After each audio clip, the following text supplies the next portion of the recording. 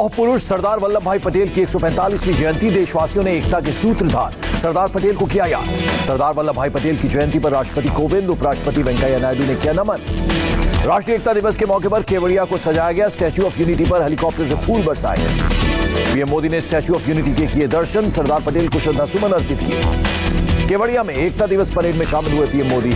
राष्ट्रीय एकता दिवस परेड के लिए सलामी। राष्ट्रीय एकता दिवस परेड में सीआरपीएफ, सीआईएसएफ, पुलिस और एनडीआरएफ ने लिया हिस्सा। सरदार पटेल की जयंती समारोह में पीएम का संबोधन। कहा, सरदार पटेल ने सैकड़ों रियासतों को एक किया। मोदी ने कहा, सरदार पटेल ने हिंदुस्तान को वर्तमान स्वरूप दिया। उनके योगदान को देश भूल नहीं सकता। पीएम मोदी ने कहा, एनडीए सरकार एक भारत श्रेष्ठ भारत के संकल्प को पूरा करने में जुटी। पीएम ने कहा, विविधता में एकता ही हिंदुस्तान की पहचान जो लोगों को खटकती है। ऐसी ताकतों से सावधान रहे। पुलवामा हमले का जिक्र कर भावुक हुए पीएम। बोले, देश कभी पुलवामा हमले को भूल नहीं सकता। पीएम मोदी ने कहा, जब देश पर लगा था बड़ा घाव, तब स्वार्थ और अहंकार से भरी राजनीति चरम पर थी। पुलवामा हमले का सच पाकिस्तान ने स्वीकारा। कुछ लोगों का असली चेहरा सामने आया। पीएम ने विपक्षी दलों पर साधा निशाना। कहा, राजनीतिक स्वार्थ के लिए किस हद तक जा सकते हैं। पुलवामा के बाद की गई राजनीति बड़ा उदाहरण। पीएम की राजनीतिक दलों से अपील। बोले, देश की सुरक्षा और सुरक्षा बलों के मनोबल के लिए स्वार्थ की राजनीति न करें। पीएम मोदी ने कहा, देश हित ही सभी के लिए सर्वोच्च, सबका हित सोचने से होगा हमारा विकास। कट्टरवाद के समर्थन पर पीएम ने जताई चिंता। कहा, आतंकवाद का समर्थन करना चिंता का विषय। पीएम बोले, कुछ लोग आतंकवाद के समर्थन में खुलकर सामने आए, लेकिन आतंकवाद और हिंसा से किसी का भला नहीं हो सकता। प्रधानमंत्री ने कहा, आज भारत की भूमि पर नजर गड़ाने वालों को मिल रहा है मुंह तोड़ जवाब। पीएम मोदी ने कहा, शांति, भाईचारा और परस्पर आदर का भाव ही मानवता की सच्ची पहचान। पीएम ने अनुच्छेद 370 हटाने के फैसले को बड़ी उपलब्धि बताया। कहा, सरदार पटेल का अधूरा काम पूरा हुआ। पीएम ने कहा, सरदार पटेल होते तो 370 बहुत पहले खत्म हो जाता। अब देशवासी सशक्त और सक्षम भारत के निर्माण में जुटे हैं। पीएम का बयान, देश राम मंदिर के फैसले का साक्षी बना। अयोध्या में भव्य राम मंदिर बनते हुए भी देखेंगे लोग। पीएम ने केवड़िया से साबरमती रिवर फ्रंट तक सी प्लेन सेवा की शुरुआत की। पीएम ने सी प्लेन से यात्रा की। पीएम मोदी ने ट्रेनी आईएएस अफसरों के साथ किया संवाद। कहा, भारत के विकास के लिए जिस कालखंड में आप है वो बहुत खास। ट्रेनिंग ले रहे अफसरों को पीएम ने दी सलाह। देश हित और संविधान की भावना बनाए रखने वाले फैसले लें। पीएम ने नए परिवर्तन के लिए प्रशिक्षण की भूमिका पर दिया जोर। कहा, रूल्स और रोल में बराबर होता रहेगा संघर्ष। पीएम मोदी बोले, नवीन और आत्मनिर्भर भारत बनाने के लिए करें मंथन। लोकल को ग्लोबल बनाने में अफसरों की भूमिका। पीएम ने कहा, सिविल सर्वेंट एकता अखंडता को मजबूत करने वाले फैसले लें। गवर्नमेंट से गवर्नेंस की तरफ बढ़ने की जरूरत। पीएम ने नीतियों के निर्माण में जनता को शामिल करने की दी सलाह। पीएम मोदी की ट्रेनी अफसरों को सलाह। बोले, दिखास और छपास के दो रोगों से दूर रहें। 36वीं पुण्यतिथि पर इंदिरा गांधी को प्रधानमंत्री नरेंद्र मोदी ने दी श्रद्धांजलि। शक्ति स्थल जाकर प्रियंका गांधी ने किया नमन। राहुल ने भी ट्वीट में लिखा, दादी ने दिखाई अंधकार से प्रकाश की राह। बिहार के हाजीपुर में बीजेपी अध्यक्ष जेपी नड्डा का रोड शो, शामिल हुए सैकड़ों कार्यकर्ता। सोनपुर में बोले बीजेपी अध्यक्ष जेपी नड्डा, राहुल के कारनामों में बापू को भी शर्म आ रही होगी।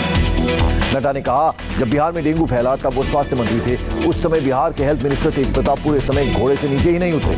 बीजेपी अध्यक्ष ने आरजेडी को अराजक पार्टी बताया। माले को कहा विध्वंसकारी दल। नड्डा ने भरी हुंकार। कहा, एनडीए 2/3 बहुमत से जीतेगा चुनाव, कम सीटों का सवाल ही नहीं। नड्डा ने कहा, जंगल राज में शामिल हुई विध्वंसक भाकपा माले कांग्रेस पार्टी भी आजकल पाकिस्तान की प्रवक्ता बनी हुई है। तेजस्वी ने फिर नीतीश सरकार को घेरा। कहा, पढ़ाई, कमाई, दवाई और सिंचाई पर नीतीश कभी नहीं बोलते। तेजस्वी का बयान। कहा, बिहारियों को रोजगार, दवाई, कार्रवाई और सुनवाई वाली सरकार चाहिए, पुलवामा एजेंडा में नहीं। जेडीयू नेता अशोक चौधरी ने कहा, अनुभव और बेदाग छवि के कारण लोग नीतीश को ही चुनेंगे। तेजस्वी यादव के मुरीद हुए संजय राउत। कहा, तेजस्वी अगर बहुमत के साथ बिहार के सीएम बनते हैं तो आश्चर्य नहीं होगा।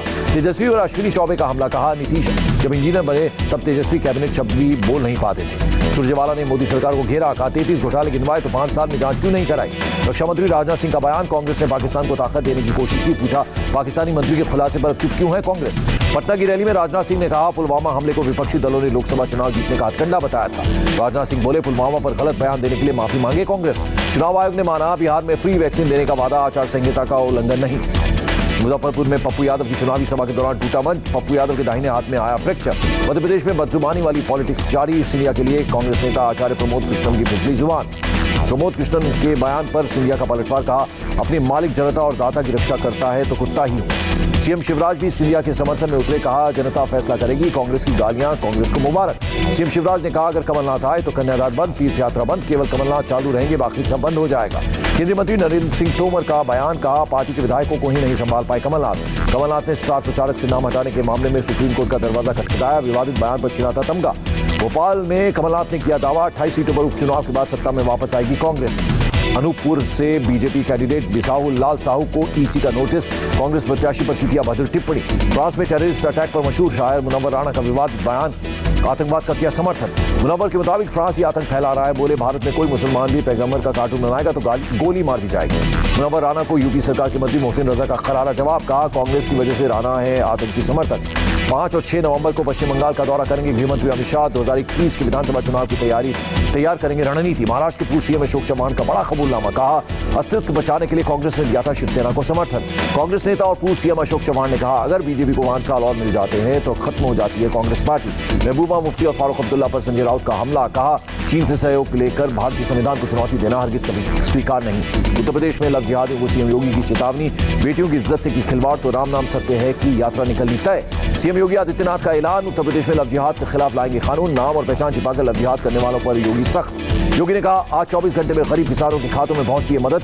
जनप्रतिनिधि और अधिकारी भी प्रतिबद्ध हैं। कर्नाटक में उपचुनाव का रिजल्ट के बाद कैबिनेट का होगा विस्तार। जीतने पर मुनिरत्तू नायडू बनाए जा सकते हैं मंत्री। गोवा के सीएम प्रमोद सावंत ने कहा अगर भगवान भी मुख्यमंत्री बन जाएं तो सबको सरकारी नौकरी देना संभव नहीं।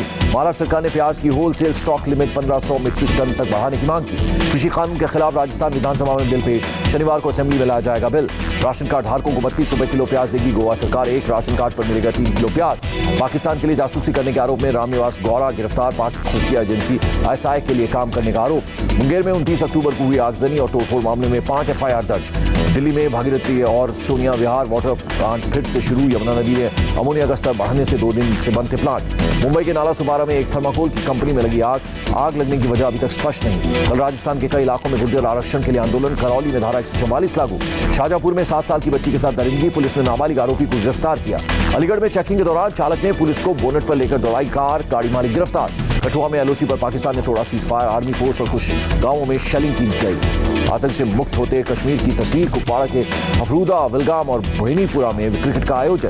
देश में एक दिन में सामने आए 48,268 नए केस। कुल आंकड़ा 81,87,37,000 के पार। देश में एक दिन में कोरोना से 551 लोगों की मौत। अभी तक 1,21,641 लोगों ने तोड़ा दम। देश में शुक्रवार को 10,67,000 लोगों का किया गया कोरोना टेस्ट। भारत में कोरोना से मरने वालों की दर में भारी कमी आई। 1.5% से भी नीचे आई मृत्यु दर। दिल्ली में बीते 24 घंटे में 5,062 लोग संक्रमित। 41 मरीजों ने गंवाई जान। दिल्ली के कोरोना हालातों की जायजा लेंगे गृह सचिव अजय भल्ला। लगातार बढ़ रहे हैं कोरोना के केस। महाराष्ट्र में 24 घंटे में 5,548 लोग संक्रमित। 74 लोगों की गई जान। उत्तर प्रदेश में 24 घंटे में कोरोना के 1,822 नए केस। सक्रिय मामलों की संख्या 23,678। तेलंगाना में कोरोना के 1,445 नए केस। राज्य में 18,409 एक्टिव केस। खिलाड़ियों और कोच को भारतीय एथलीट संघ ने दी चेतावनी। कहा कोरोना काल का फायदा उठाकर प्रतिबंधित दवाइयों का न करें इस्तेमाल। राजस्थान में बीते 24 घंटे में कोरोना से 1,780 लोग संक्रमित। 9 लोगों की मौत।